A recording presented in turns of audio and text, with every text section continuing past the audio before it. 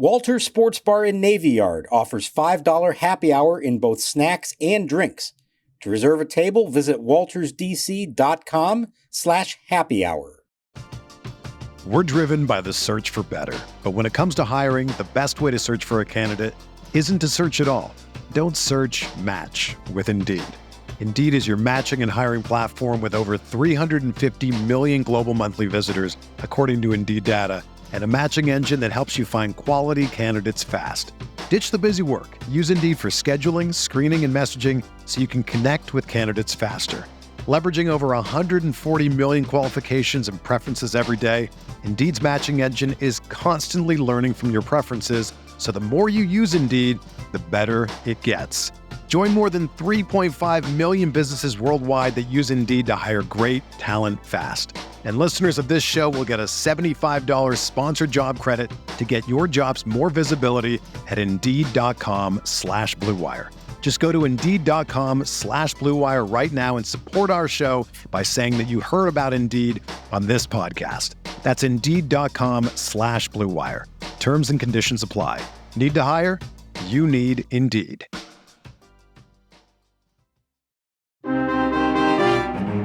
Josiah Gray to the belt first base side of the rubber.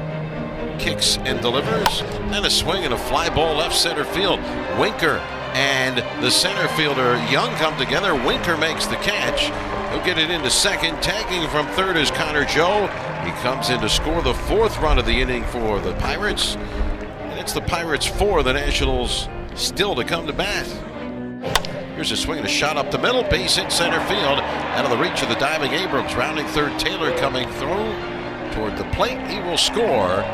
Single up the middle for Reynolds with yet another hit against Josiah Gray. And with one out here in the top of the second, it's the Pirates 5 of the Nationals nothing. And welcome to Nats Chat for Friday, April 5th. 2024, along with MASNsports.com Nationals insider Mark Zuckerman, who is at Nationals Park. I'm Al Galdi, host of the Al Galdi podcast. Well, go figure, Thursday was the least rainy day of the work week so far, but Thursday was the day on which we, for the first time this regular season, did have a Nationals game delayed by rain. The start for Game 3 of their series against the Pittsburgh Pirates at Nationals Park was delayed for an hour and 10 minutes due to rain, and if you're Josiah Gray, you may be wishing that the game never started. He was bad for a second time in as many starts in this regular season. The Nats lost 7-4 to lose the series 2-1. The Nats in this regular season now are just 2-4. This episode of Nats Chat is brought to us by the Fred Nats, the Nationals' single A affiliate in Northern Virginia. Their opening weekend begins Friday night. See the future stars of the Washington Nationals right down the road in Fredericksburg. Tickets start at just $10. You can buy your tickets now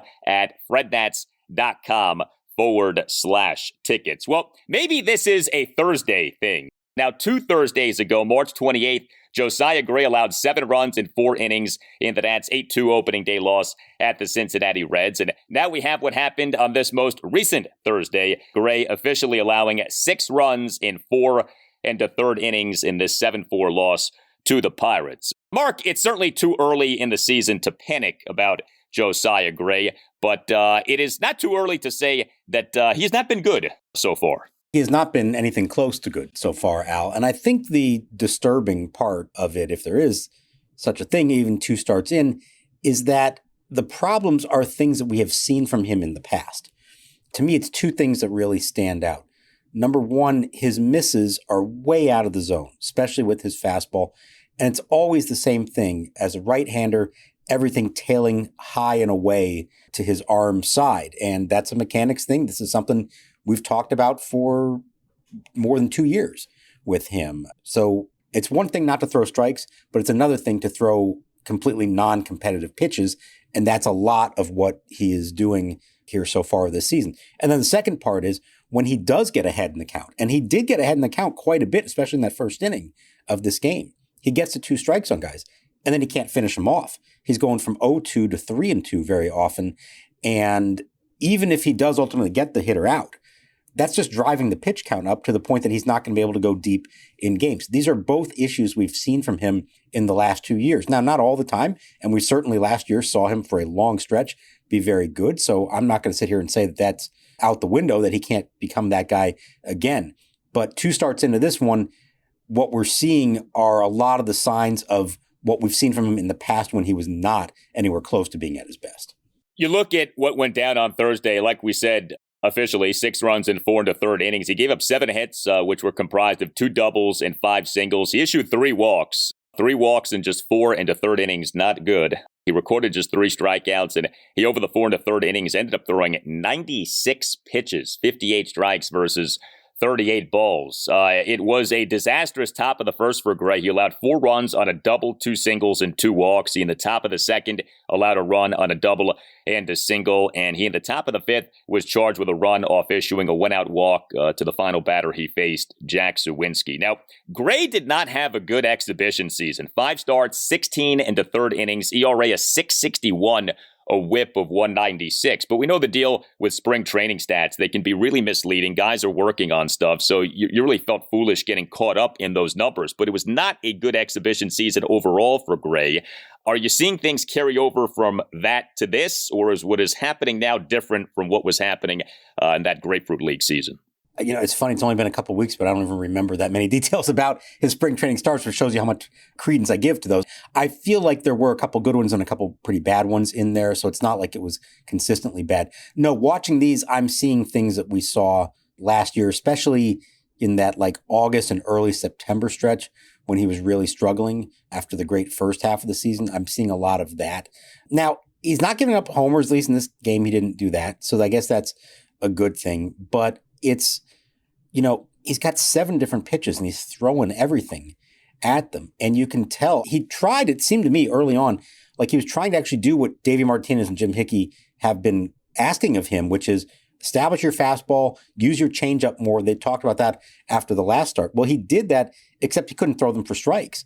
The changeup was getting hit and the fastball was not being located at all. And so as the game went on, he went back to what we've seen him do at times in the past and say, okay, I'm just going to throw breaking balls the majority of the time. Now, it was more effective. He was better in the later innings of the start. But as we've talked about more than once here, you can't do that consistently over a career and be successful without having some semblance of fastball command. So you can't abandon that pitch altogether. And too often than not, we've seen him get to a point that he kind of feels like just out of desperation mode, he has to do that. He's got to be able to throw fastballs in the strike zone and not give up hits on them.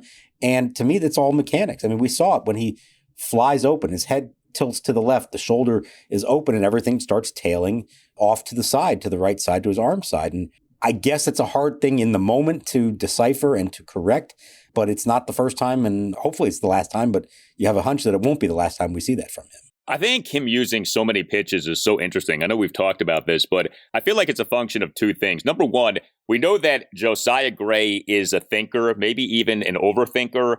And so I think when you're an overthinker, you want to try different things and you don't want to abandon any singular thing. And so you're maybe more willing to say, well, let me try this. Well, no, let me also try that. And so you end up trying a whole bunch of stuff.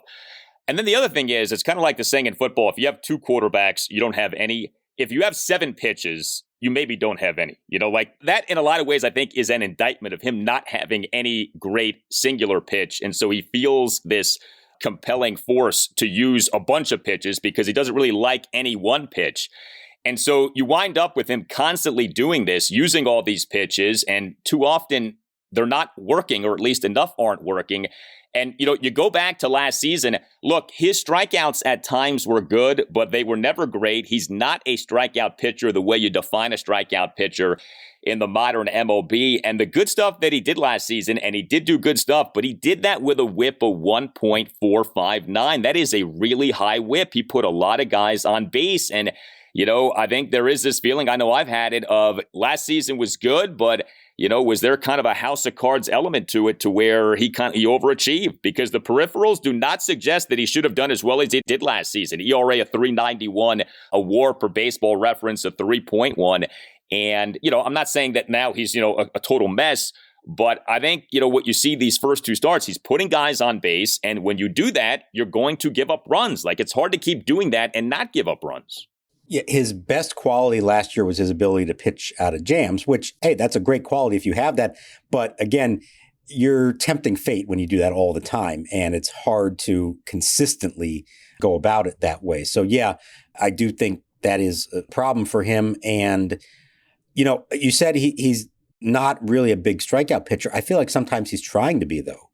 I think he gets 2 strikes on guys and he tries to make the perfect pitch and he ends up throwing everything off the plate. And now all you're doing is extending the at-bat instead of saying, okay, you know what? I got him 0-2. Let me make a good quality pitch that is, on the edge of the zone and try to get some weak contact with it instead of the perfect pitch that they're just not chasing.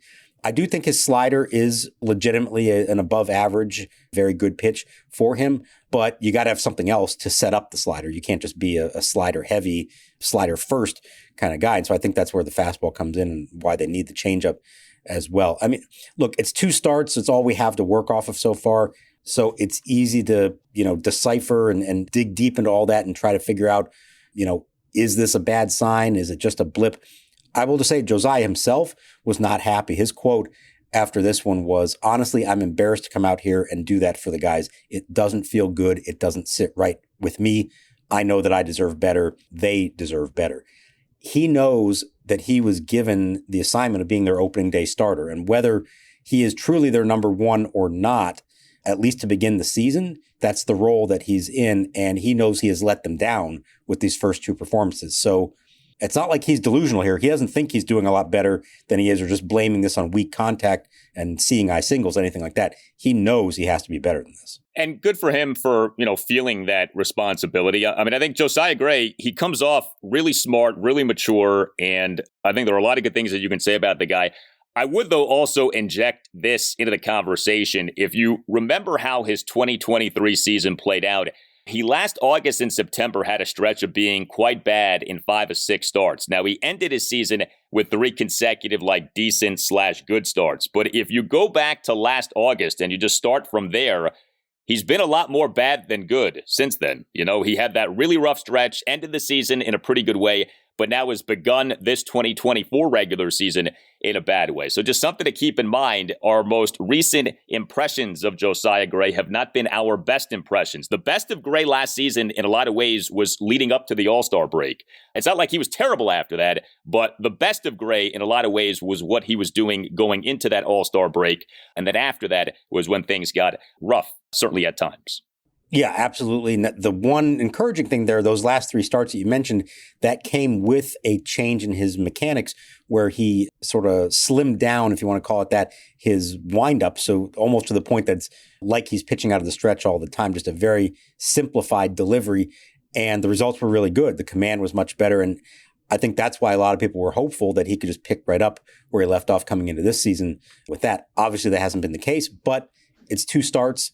Let's see where it goes from here. I will say, as the schedule lines up now, his next 2 are on the West Coast, 1 in San Francisco, 1 at Dodger Stadium. Neither of those an easy assignment. Certainly the second of those, not an easy assignment at all, as Shohei Ohtani and Mookie Betts dig into the plate against him when we get to Chavez Ravine next week. Fredericksburg Nationals. When it comes to fun, we hit a home run. Head to opening weekend with the Fred Nats. See the future stars of the Washington Nationals right down the road in Fredericksburg. Kick things off on Friday with a spectacular postgame fireworks show presented by Kevin's Roofing and Attic Insulation. Plus, all fans will find a rally towel at their seats, courtesy of Ray's Siding Company. The fun continues on Saturday with another giveaway. Keep the Fred Nats schedule close all season long with a magnet schedule presented by Davis Electric. Close out the weekend on Sunday with a Fred Nats hockey jersey giveaway courtesy of Virginia Credit Union. Don't forget to customize it with your name and number at the team store. Tickets start at just $10.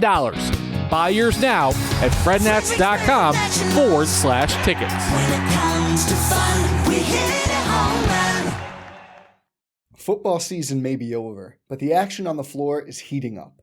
Whether it's tournament season or the fight for playoff home court, there's no shortage of high-stakes basketball moments this time of year. Get in on the excitement with Prize Picks, America's #1 fantasy sports app, where you can turn your hoops knowledge into serious cash. You can now win up to 100 times your money on Prize Picks with as little as 4 correct picks. You can turn $10 into $1,000 with NBA, NHL, and college basketball entries today on Prize Picks. Prize Picks even offers injury insurance, so that your entries stay in play even if one of your players gets injured. This week on Prize Picks, I'm selecting Giannis Antetokounmpo for more than 32.5 points and LeBron James for more than 8.5 assists. Download the app today and use code BLUEWIRE for a first deposit match up to $100. That's code BLUEWIRE on the Prize Picks app for a first deposit match up to $100. Pick more, pick less. It's that easy with Prize Picks. We're driven by the search for better. But when it comes to hiring, the best way to search for a candidate isn't to search at all. Don't search, match with Indeed. Indeed is your matching and hiring platform with over 350 million global monthly visitors, according to Indeed data, and a matching engine that helps you find quality candidates fast. Ditch the busy work. Use Indeed for scheduling, screening, and messaging so you can connect with candidates faster. Leveraging over 140 million qualifications and preferences every day, Indeed's matching engine is constantly learning from your preferences, so the more you use Indeed, the better it gets.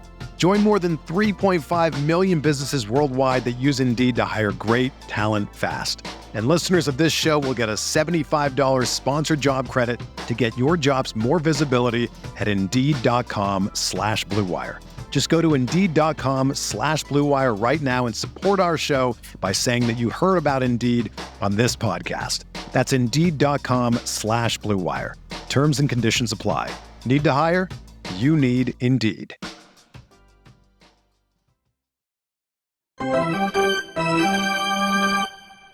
Here's the pitch to C.J. Abrams, belted to deep right center field. This is way back. Taylor's watching it. It's going, and gone. Goodbye. C.J. Abrams' second home run of the year lands in section 142 above the big 14-foot, 8-inch wall. Bang, zoom goes C.J. Abrams. Home run number 2 and RBI number 5. And it's now the Pirates 7 and the Nationals 2. Well, the Nats offense in this 7-4 loss to the Pirates on Thursday, rather mixed. There was some good stuff. The Nats drew 4 walks, went 3 for 8 with runners in scoring position, scored 2 runs in the bottom of the 8th to make the game at least semi-interesting. But the Nats totaled just 8 hits, 6 of which were singles, and scored just the 4 runs, including just 2 runs over the first 7 innings. The Nats scored a run in the bottom of the 2nd, a run in the bottom of the 5th, and 2 runs in the bottom of the 8th. The Nats so far in this regular season scoring way too little in the early portions of games, and that stands out, certainly stood out in this game on Thursday. Another rough game for Lane Thomas. He is off to a bad start. Thomas on Thursday as the Nats starting right fielder and number 2 batter, 0 for 4 with a walk. So you look at Thomas over 6 games in this regular season, 2 for 24 with 3 walks, and both of the hits have been singles. It was good to see the Nats put forth those 2 runs in the bottom of the 8th. The Nats in that inning got a nice 2-out opposite field RBI single through the right side of the infield by Trey Lipscomb. And Luis Garcia Jr. off his 3-double game came off the bench in this game, and he had a pinch 2-out RBI infield single on a grounder off Pirates second baseman Jared Triolo to cut the Nats deficit to 7-4. But, the saying too little, too late, that's what we're seeing with the Nats offense too often so far this season here. Right, and this has been the case other than the game on Wednesday when they got out to the early lead. And, I'm not making an excuse for the lineup, but when you're down 4-0 before you've even come up to bat in the bottom of the first, you're facing an uphill climb, and that's just not – it's really not the way this team is built. I don't know how many teams are built to do that, but I feel like they're just in a much better position when they can score first and kind of be out in front and have a little less pressure on them. Now, the thing in this game that I didn't really love from them offensively is they did not make Martin Perez work at all. Something like 85 pitches in 6+ innings. There were a lot of quick outs. And, sometimes you give credit to a pitcher for inducing weak contact early in the count, but especially when you're trailing, especially as you see an opposing starter cruising along that much, sometimes you got to stand up there and just take some pitches and force him to work a little bit. They weren't doing that at all. Out of everybody they've faced already this season, that might have been the most effective start by anybody as an opponent. And nothing against Martin Perez, but he's not the best pitcher they've faced so far. He just had the best performance. I think they got a little too aggressive and were making some early outs and not exactly loud contact on a lot of those either. No, and that's been an issue here with this team so far. Now, there were bright spots. C.J. Abrams does continue to be good. Like I said on the last installment of the show, every game he's doing something. And in this game, he did a little more than something. Abrams as the Nats starting shortstop and number one batter, 2 for 5 with a solo homer and a single. He and that Nats one-run fifth, a 2-out first pitch solo homer to right field to cut the Nats deficit to 7-2. The homer winner projected 415 feet per Statcast, and Abrams in the bottom of the 7th had a 2-out opposite field single to left on an 0-2 pitch. That plate appearance actually may have been more impressive than the homer. That was a really good piece of hitting by Abrams. He's off to a terrific start. 6 games in this regular season, OPS of 1,074. Also, Jesse Winker and Joey Gallo were good. Winker, another nice game. He was back off having left that Nats 8-4 loss to the Pirates on Monday after just 1 inning due to being sick. Winker on Thursday as the Nats starting left fielder and number 6 batter, 1 for 3 with an RBI single and a walk. And each of those plate appearances was impressive. 1-run second, Winker, a 1-out RBI single through the right side of the infield to cut the Nats deficit to 5-1, despite having been down at 1.02. And Winker in the Nats a 2-run eighth, a 2-out walk, despite having been down in that count at 1.12. And Joey Gallo, perhaps Gallo has gotten going. He had the big game in the 5-3 win over the Pirates on Wednesday evening, 3 for 4 solo homer, double, and a single. And Gallo on Thursday, again as the Nats starting first baseman and cleanup batter, 1 for 3 with a double and a walk. He and the Nats 1-run second had a leadoff first pitch double to right field, and in the Nats a 2-run eighth drew a 1-out walk. You know, I feel like it's a tricky deal when it comes to working counts, because obviously you want to drive up pitchers' pitch counts. But there is something to be said for if you see a good pitch on the first pitch, go ahead and attack. And like in this game, the Abrams homer was a first pitch swing. The Gallo double was a first pitch swing. For those who have read the all-time great book, Men at Work by George Will, he at one point in that book, and this book came out, decades ago, I get that, so it might be dated in terms of the research, but he makes a very compelling argument for swinging at first pitches. And you leave that portion of the book saying to yourself, I remember reading this as a kid, I'm like, why doesn't everyone just always swing at the first pitch after you read that by George Will? So I think generally speaking, you want to drive up pitch counts for sure. But I also can see it if you're in that batter's box and you see something you like you're going to attack it because you might not see something that good again in that at-bat. Yeah, look, the stats do back it up. Most hitters, their best batting average as far as counts go is 0-0, first pitch. But the difference there is, or the key to that is, if you get a first pitch fastball right over the plate, yeah, of course, you should take a whack at it. But if you are getting pitches off speed and stuff that's breaking out of the zone and you're so hyped up that you're just going to swing at anything, that's when you get into trouble. And so I think that's the balance. There are hitters who are good at it and know when to look for a good first pitch to hit. And there's others that are honestly more comfortable trying to work the count. So it's kind of knowing who you are and, more than anything, just recognizing what you're being given. I didn't go back and watch every single one of them, but I feel like a lot of these cases, Perez was throwing them pitches that they were reaching for very often on that first pitch. There weren't a lot of fastballs down the pipe that they were making outs on. Nats on Thursday afternoon did announce that they had placed center fielder Victor Robles on the 10-day injured list with a left hamstring strain that he suffered in the win on Wednesday evening. And Jacob Young, not anybody else, not a top prospect, but Jacob Young gets called up from AAA Rochester. Nats recall him, was Young on Thursday as a Nats starting center fielder and number 9 batter. He went 0 for 4 with a strikeout. The Nats bullpen in this game on Thursday was decent. A few things that jump out. So first of all, the overall body of work from the bullpen was pretty good. 4 Nats relievers officially combined to allow 1 run in 4 2/3 innings. Now there's some context here. Derek Law officially allowed a run in 1 2/3 innings, but he gave up a 2-run homer. Came into the game top of the 5th, runner on first, 1 out, Nats down 5-1, and he made things even worse. To the first batter he faced, gave up a 2-run homer by Connor Joe to left field for a 7-1 Pirates lead. Matt Barnes did then toss a perfect top of the 7th. Tanner Rainey tossed a scoreless top of the 8th. You like that, but this was another inning where you didn't necessarily feel great about the performance. He gave up an infield single and another single and issued a wild pitch and an intentional walk. And Dylan Floro tossed a scoreless top of the 9th. Now, he issued back-to-back 1-out walks, but then generated back-to-back called strikeouts. But, we talked about this on the last installment of the show. No scheduled off day until this coming Thursday. Another game in which the starting pitcher underperforms. Another game in which Davey Martinez ends up using a bunch of relievers. It feels like every game it's 3-4 relievers at minimum that Davey is having to use. and they're not having quick innings. Other than Barnes, who was 10 pitches and 6 strikes, you had Derek Law throwing 33 pitches. You had Tanner Rainey throwing 21 pitches. That was after he had the 40-pitch appearance the other day. So just because you had a day off, it doesn't mean that you're going to be available necessarily the next day.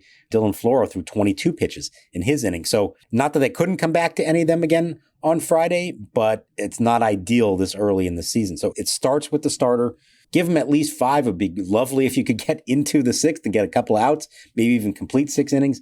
But then as far as these relievers go, you do need a few more efficient outings there, not so much traffic on the bases, because you do have to pitch back-to-back days here. It's going to happen over a stretch like this. And if they're in games that are close, and this one wasn't really all that close, but most of their games so far have been, you need your best guys to be available, and you don't want to be in these situations like we saw the other day where Davey couldn't call on Hunter Harvey or Kyle Finnegan because they had been overused, and the other guys were not up to the assignment when they were thrown in there. Hey, Al Galdi here for Window Nation. Baseball season finally is here. Spring finally is here. And that means a great offer from Window Nation for listeners of the Nats Chat podcast. If your windows are cracked or leaking and or won't open or stay open, now is the time to call Window Nation, which is offering the following deal to listeners of the Nats Chat podcast. 2 free windows for every 2 windows that you buy, plus 0 down, 0 interest, and 0 payments for 24 months. Call 866-90NATION or visit windownation.com and make sure that you tell Window Nation that you want the deal that you heard about from Al Galdi on the Nats Chat podcast. Upgrade the look, feel, and value of your home with great new Window Nation windows. Window Nation is the best, and take advantage of the offer. 2 free windows for every 2 windows that you buy, plus 0 down, 0 interest, and 0 payments for 24 months. 866-90NATION or windownation.com. That's 866-90NATION or windownation.com. And make sure that you tell Window Nation that you want the deal that you heard about from Al Galdi on the Nats Chat podcast. Tim Shover's here to tell you about Game Time. The Phillies are in town this weekend. Make sure to check out Game Time. What's great about the app is you can see the actual view of all the seats in Nationals Park, and it has the lowest price guaranteed. One feature that's top-notch is Game Time's ticket coverage. Your purchase is covered with the most flexible customer service policy in the ticketing industry. Take the guesswork out of buying tickets with Game Time.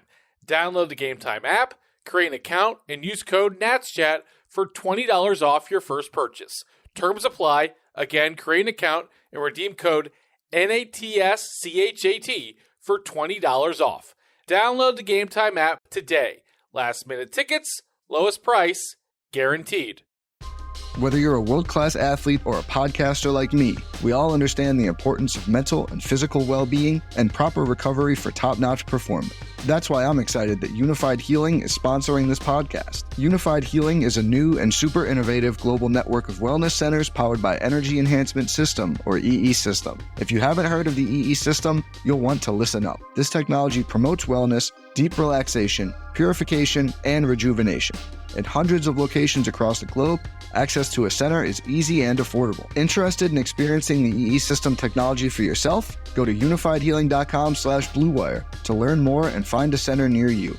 That's unifydhealing.com/bluewire. No material or testimonials on the Unified Healing website are intended to be viewed as medical advice or a substitute for professional medical advice, diagnosis, or treatment. Always seek the advice of your physician or other qualified healthcare provider with any questions you may have regarding a medical condition or treatment and before undertaking a new healthcare regimen, including EE System.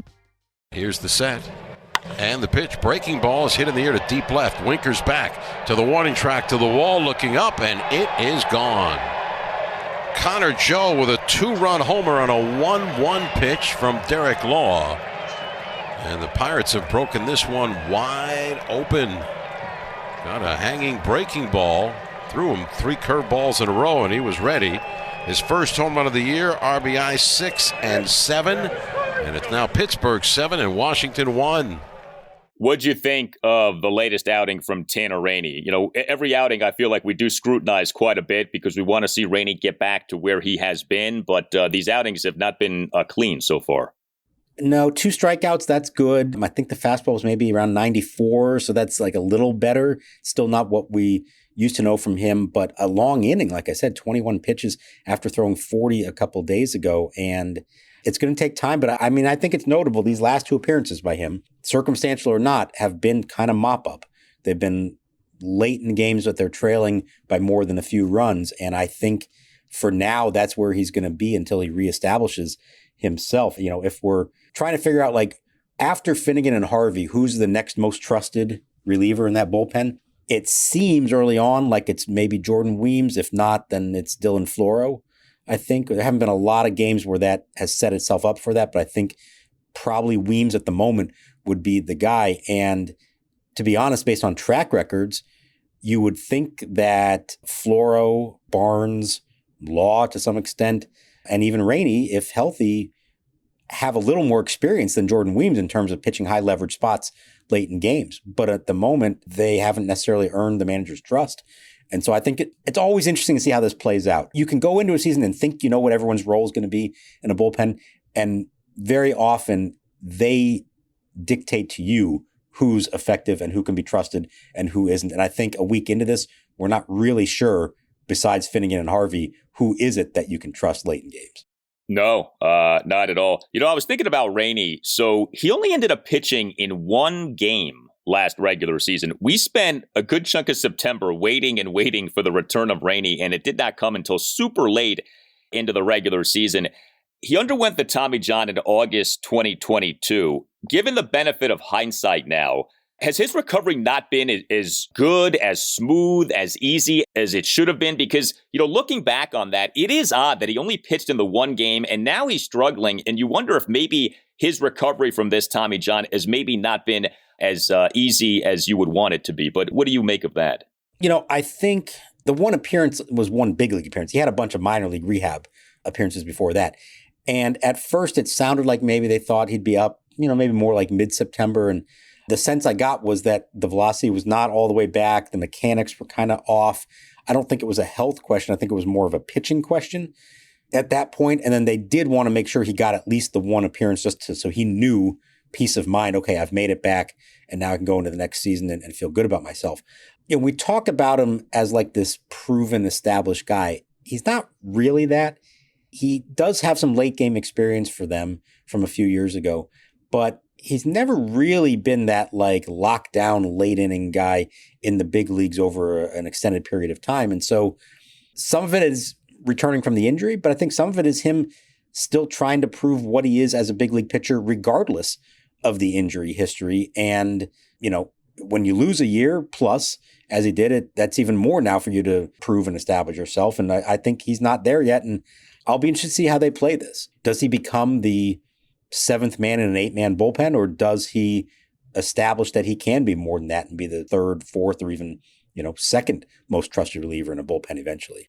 It's funny hearing you say what you just said, because you talk about like a proven lockdown reliever. How many guys like that have the Nats ever had? I mean, I'm serious. Like, you look at since the franchise came here, how many guys would you truly apply that label to? There are very few. Like, have there been good seasons by relievers? Sure. But if you're talking about someone who's season in, season out over a significant chunk of time, 3, 4, 5 years, you felt good about as a reliever, that guy has not been here. Chad Cordero was great, but not for a long period of time.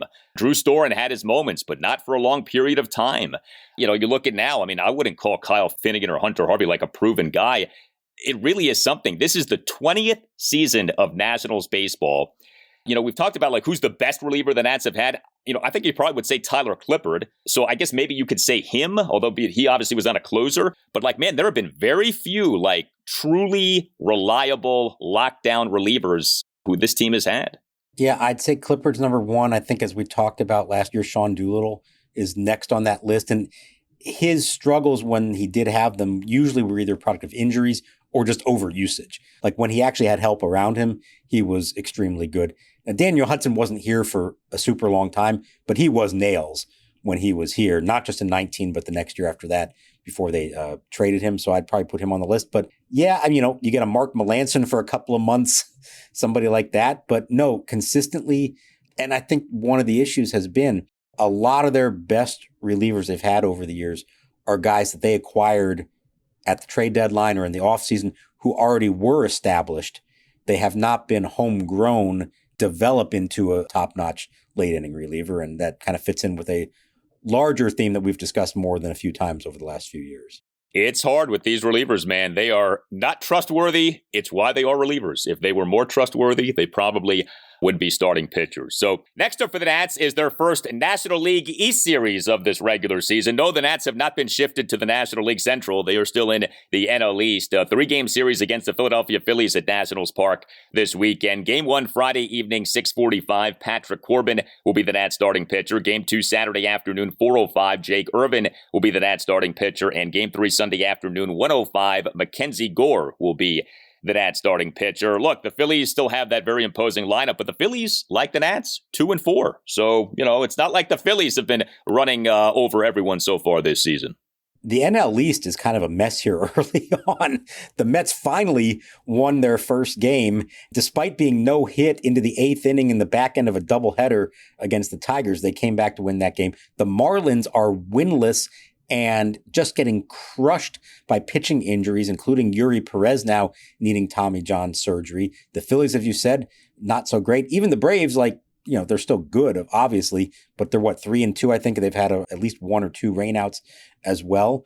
It's the first week of the season, so you can't read too much into the standings. But boy, if there was ever a week for the Nats to have just closed out one of those games, especially the game in Cincinnati, they'd actually be in a decent position right now if you care about the standings here in the first week of April. Would be lovely to see that. This episode of the Nats Chat Podcast brought to us by the Fred Nats, the national single-A affiliate in Northern Virginia. Their opening weekend begins on Friday night. See the future stars of the Washington Nationals right down the road in Fredericksburg. Tickets start at just $10. You can buy your tickets now at frednats.com/tickets. You can hit us up on X at Nats_chat. You can email us as well, natschatpodcast@gmail.com. We this season are offering sponsorships for individual episodes, so if you're interested in sponsoring the show after a particular game or after a particular series or for a particular series, you can email Tim Shobers. Again, that email address, natschatpodcast@gmail.com. You can find us on YouTube. Just search Nats Chat. Our YouTube handle is at Nats Chat Podcast. We have a website that we invite you to check out, natschatpodcast.com. All Nationals radio highlights on Nats Chat are courtesy of 106.7 The Fan. For Mark Zuckerman, I'm Al Galdi. We thank you for listening, and we'll talk to you next time on the Nats Chat Podcast.